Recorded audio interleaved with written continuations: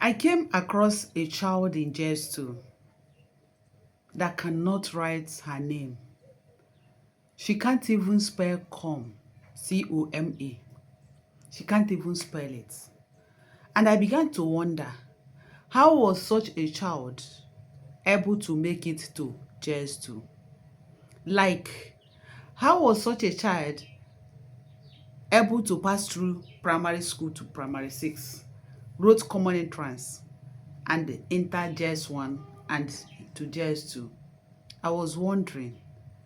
I said, like parents, must every child go to school? Every child must not go to school, yes. That is why Oyibo people are far ahead of us. Because Oyibo man will give birth to a child. From the time they gave birth to their child to the time of the child crawling, walking and the rest of it, Oyibo man is busy studying that child, watching that child, to find out that which the child has passion for.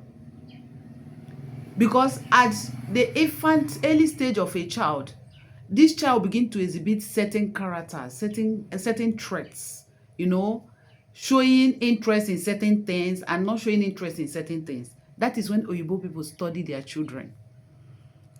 So at that point, if an Oyibo man finds out that this child likes football, is good in footballing, you will see them as that tender age, they will enroll that child in a football academy. And this child will be in that football academy doing well for himself and still acquire education. Yes, and still acquire education. That's why you see them, they are more professional in anything they do. They are more professional because they channel the attention, the interest of this child to that particular thing that they derive joy in doing. But when you come in here, you will see parents, you will see your child, that this child is very dull, and you have done everything possible to help this child. You have put in all your effort, and you see that this child is not even showing interest in that thing. And all you know as a parent is to do pushroom, putrum, putrum. You will be pushing this child. And at the end, this child will finish, you waste your money in school and still come out without anything to show for it. Yes. And still come out without anything to show for it. But if you had looked beyond, that mindset of this child must go to school, maybe you would find out the other areas, or an area that this child has interest, passion in, and maybe enroll that child in such a skill or whatever. And you see this child will be doing very well, amazingly well there. This child will be making it, we make it in that area that you have enrolled him or her. Everybody must not go to school. All the people that have made money or that have money, the millionaires and even beyond, not all of them went to university. Not all of them. Many of them did not even go finish primary school. Many of them ended the primary school, or many stopped in secondary school, as the case may be. Maybe it's much more later. Some of them, acquire higher education after making money as adults. And you still see them, most of them, who told you that one must go to school before one can have money or make money. One must not eat through pen and paper. One must not eat through pen and paper. Some people will make money, acquire money, without going to school. And tomorrow you see them hiring the educated ones, hiring those graduates, those that think they went to school, and still control them, and still pay them the peanuts that many of them are paying the graduates today. So who is now the oga and who is the boss?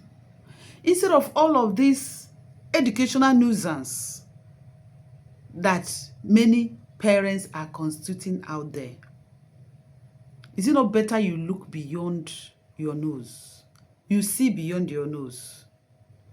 Imagine a situation like a story of a doctor who graduated as a medical student. Yes, who graduated from the medical school and was hired in a particular hospital. Then on a good day, the owner of the hospital, left the office hospital for another official assignment, and they called this doctor to take care of the hospital. Then, within this period, a pregnant woman in labor came in, and the owner of the hospital now told the doctor to take over and they conduct a cesarean section on this pregnant woman. The doctor just look at the woman. He had compassion on this woman. He called the owner of the hospital and said, "Sir, with due respect, sir, please, I can't conduct a cesarean section. I'm sorry. I went to school and I graduated as a medical doctor, but I don't know anything. Please, I don't want this woman to die." That was how the God of this woman saved her. That was how this woman was saved. Or I check out if the God of this woman was not alive, was not active. Maybe this guy, in order to cover or to, prove, say, him be doctor, when he knows that he doesn't know anything, and he will just carry knife and open this woman would die in his hand. This man would have died in his hand. But thank God, thank the stars of this woman, that this doctor was able to speak up and say, "Sir, please, I don't want this woman to die in my hand. Please, let me not do this. When you come back, you do it."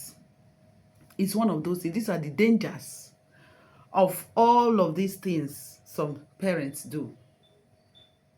You want your child must be a medical doctor. Your child must be a lawyer. Your child must be this. Your child must be that. You don't even care to know if this child has all it takes to be this. Many of these professions that have to do with human beings is a very sensitive profession. And most times you see parents lobbying, buying, sorting, paying sorting fee for their children in medical school to become a doctor tomorrow, and to put the lives of people at risk. We see a whole lot of quackeries in the medical industry. People dying anyhow as a result of unprofessionalism. That is the outcome. That is the consequences. That is the disadvantages of all of these things. If you notice your child is not good, don't impose professions on your children. Don't force them to do the discipline, the profession, the courses they don't want to do, they're not good at, they're not qualified for. Don't force them, especially when it has to do with human beings. Maybe as a lawyer, or as a medical doctor, or as a nurse, all of human-related courses, all of those human-related courses, before somebody will go and jail somebody speaking. Yes, before somebody will go and jail somebody speaking, the accuser will now become accused. Yes, the accuser will become the accused. So please, parents, it's unimaginable. It's unimaginable in this area of private school, when it is the don'ts of private school that no child must fail. That no child must fail. Imagine, even the unqualified ones, even the dullest children, you see them being promoted. Why? Because They believe that if they say they will not promote this child, maybe they know that this child failed woefully. Maybe by the time they will say, let this child repeat a class, the parents will say, for what? Why would my child repeat a class? Hey, please promote it. Hey, if you don't promote it, maybe this parent will pull out this child and take this child to another school, and another school will open-handedly admit such child. And even if na double promotion, they will give to the child. So now, schools, especially private schools, they don't fail any child. They don't fail any child. They don't allow any child to repeat any class. This is unimaginable. This is unimaginable. It doesn't matter how far, but how well. That is what life is all about. Life is all about how well and not how far. The earlier we go back to the drawing board, the better for us.